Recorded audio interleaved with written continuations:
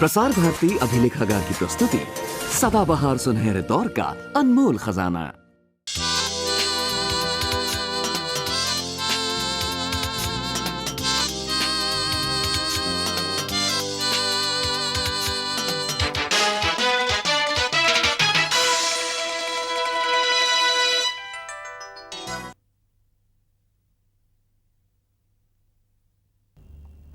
Hello. You would remember that a few weeks ago we saw the blossoming of young rebels like Jean-Luc Godard and François Truffaut. While the French New Wave was creating massive waves all over the world, across the border in neighboring Germany, it was a situation of total crisis. Attendance in cinema houses had plummeted to a record low, from 900 million in 1956 to just 300 in 1962. Production houses and distribution centers virtually closed down or got absorbed by giant American conglomerates. And the impact of color television brought all the people back into their homes, into their living rooms. It might sound an exaggeration to say this, but between 1935 and 1967, Germany did not produce a single film which could merit international significance, apart of course from the documentary propaganda films made by Leni Riefenstahl. It was in this very grim mood that a group of young film lovers assembled at the Oberhausen Film Festival in 1962 to discuss the future of German cinema.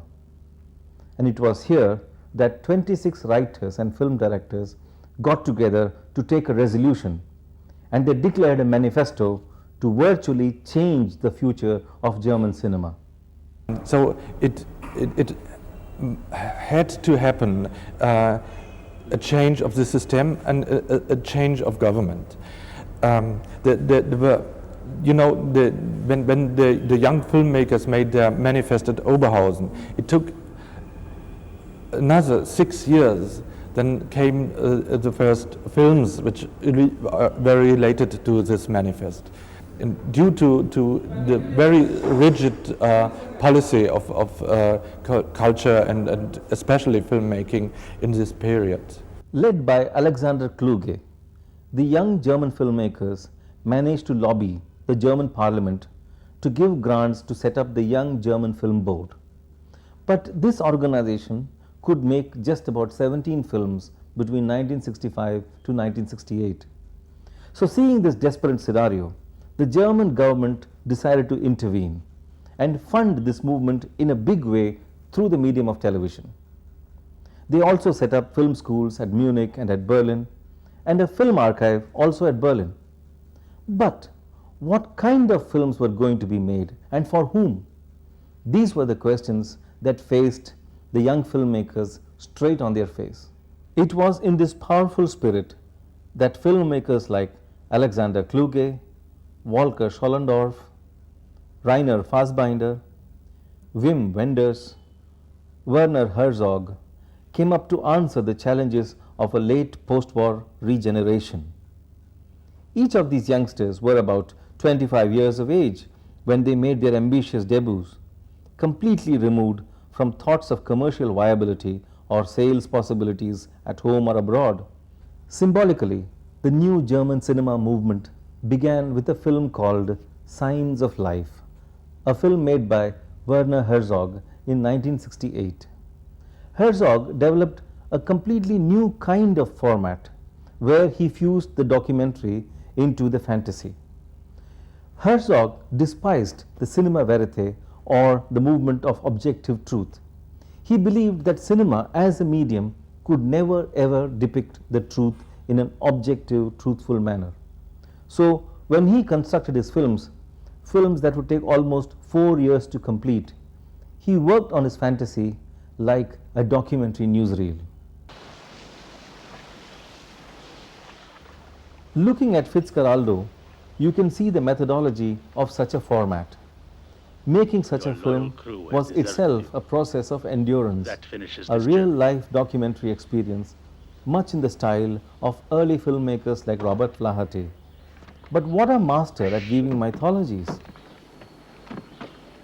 Suddenly they came out of nowhere. Damn bastards. I told you all along they were good for nothing. Yeah. They'll never make it out of here. There's three of us left. You, me, and Scholl. What, him? Now, we need some Italian opera very much.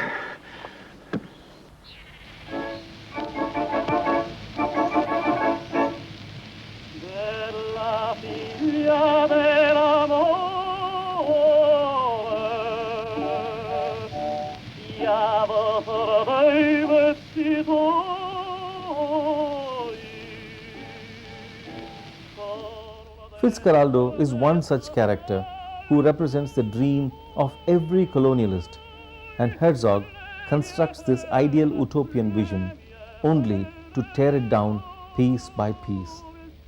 It is about this German who wants to travel down the Amazon River and spread the culture of a Western civilization as he plays operas from his big steamboat.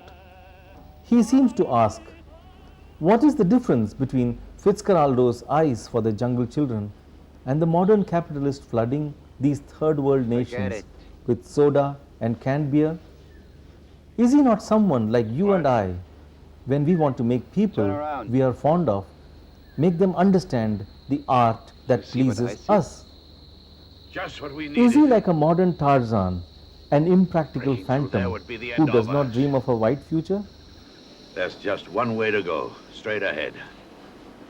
No. Where'd you come from? I was sleeping. Where are the others? Have they quit? I knew they would. The making of this film is also as bizarre as this film. In fact, a documentary was made on the production where one can witness Herzog and his crew actually carry this steamboat across the hills in the way it would have been actually transported in those days. No gadgets, no cranes, no gizmos, only sheer human labor. Although Fitzcarraldo might sound like a crazy disaster dream, but these youngsters had not really seen the brute realities of Hitler's madness. But on the other hand, they were forced to suffer the shame of being called warmongers, while the blame actually lay on the elder generation, who was still at the helm of the commercial and political affairs in Germany. So for these young filmmakers, the American cinema was like a breath of fresh air. Those films seemed to define the limits of their freedom. Yes, it was an emotional trap. So while watching these films, you can see that these young Germans are really indebted to the American films with the same intensity as they are indebted to their early German masters like Fritz Lang, Murnau or Stroheim. And the most prolific of these youngsters was a man called Rainer Werner Fassbinder. Klar, was denn sonst? Deine Beine sind ja nicht kaputt, oder? Was ist los? Sagt, er soll mit alte Frau tanzen. Okay.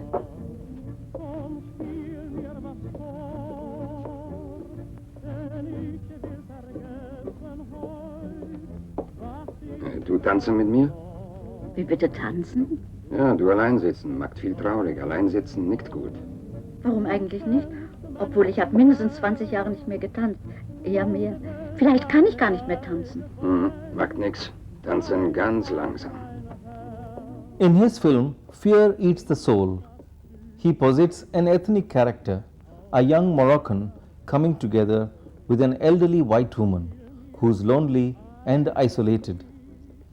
Dealing with ethnic problems, he believed that it is very simple to flog the Germans for what they had done in the Second War to the Jewish community. But would that flogging absolve the whole community? He was critical of crude categories and archetypes which did not permit a proper dialogue between members of society. Kommen Sie.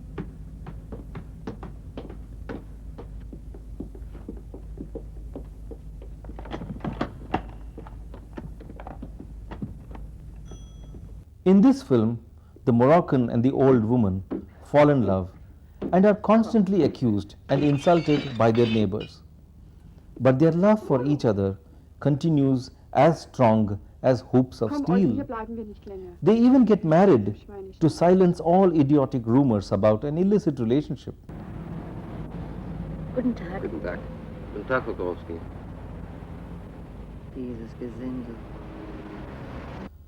Fassbinder's roots were in the theatrical traditions, its elegant charm and its economic stylization. Fassbinder had his standard set of actors with whom he seemed to be making films almost non-stop. And his films always had three primary settings: the drab middle class, which patronized the cheap bars, their ugly homes and their shops. This very uncomfortable feeling, this lack of human charm, seemed to be reflecting in all his characters, and including in Fassbinder. Die heilige Mutter Gottes bewahre sie vor so viel Kummer und Schmerz. Was du nur sprichst. Ich bin ja doch eine verheiratete Frau. So etwas darfst du nicht sagen. Das ist ungehörig. Das passt sich nicht. In his Effie Briest, Fassbinder pays a strong tribute to the melodramatic world of Douglas Sirk, the world of glass, mirrors and sick opulence, where perverse minds churn out fears and antagonisms. The central theme here is power, be it social, economic, political or even erotic. These desires only get translated into a world of sadomasochism or even plain subservience. Der Fürst kann alles. He makes this film in black and white too, in order to accentuate the glaring melodramatic differences between the characters. But are Fassbinder's characters really so simple?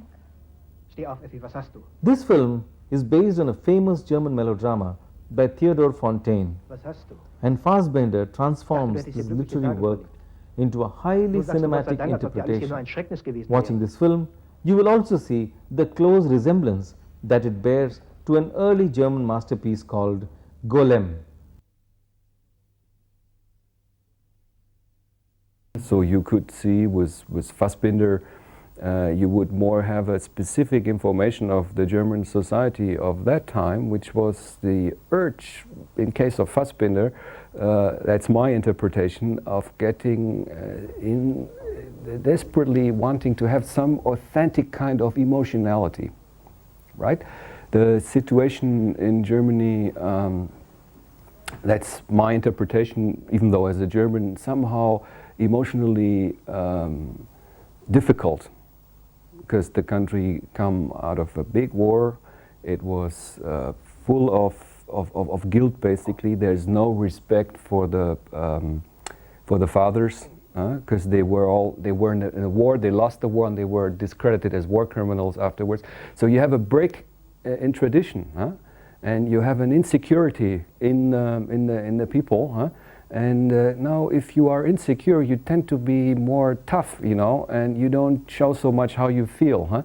So this aspect of the human soul is not, can't live so much. So films like Fassbinder, for example, would have that as a major, I think that's a deep theme that he wants to show, the coldness and how you could get emotion into the situation again. Fassbinder was just amazing. He was gifted with a tremendous energy and a passionate zeal to tell a story in the same way as a good editor would write his editorials for his newspaper. 26 films he managed to make within just 14 years, and death took him away in 1980, a victim of alcohol, drugs, and a deep-rooted sadness. So what we are actually watching in these films as a subtext is a whole lot of theory being put into practice, where artists dedicate themselves to project their subjects in truly philosophical manners. And one such compatriot was Wim Wenders. He shared a very peculiar love-hate relationship with the American cinema. So, while his films were deeply inspired by American cinema, his films were also about the American movies. In the way they managed to perpetuate a whole lot of value systems in a very obtuse manner. Alice in the Cities is one such film. Haven ter wereld. Rotterdam met 32.000 boten is de eerste haven ter wereld. Rotterdam en New York, wat u voor ons ziet, zijn de droomdokken. Deze zijn gebouwd. This film is crowded with American objects. The jukebox, the fast food outlets, American cheap novels, rock music, and American addictions, as we see the main character trying to find Alice's original home. Ich habe nicht mehr viel Geld. Warum wohnen wir dann in so einem teuren Hotel? In the true postmodern tradition, Wenders converts America itself into a site, into the other, which has created a culture of production and consumption, a nation which produces and consumes itself in a highly insular manner. His characters are usually lost in the labyrinth of thoughts and dreams of the great American utopia.